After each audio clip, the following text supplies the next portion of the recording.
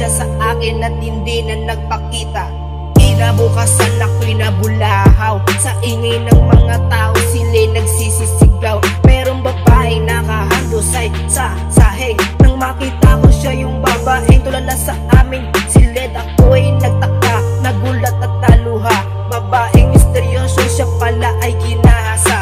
Nang makita ko sa kamay niya ang isang tala, at binasa ko to at ito ang laman ng tala. Huli ko nang malaman ang nangyari sa'yo.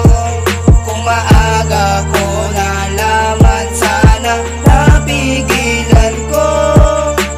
Yun pala ang dahilan ng pagiging tahimik mo. Kaya pala pag tinatanong, kapanay ang hiling mo. Nung binasa ko ang kanyang huling sinulat, ako'y naluha, ang mata ko ay namulat, sapagkat sa mura niyang edad siya'y naaabuso ng isang taong akala niya mabuting tao. Sa eskwelahan wala na akong masasabi sa kanya, lahat ng papuri ay natatanggap na niya, ngunit sa papuri ay tinanggalan pa. Kaya naman puri ang natira, ngunit inaabuso pa.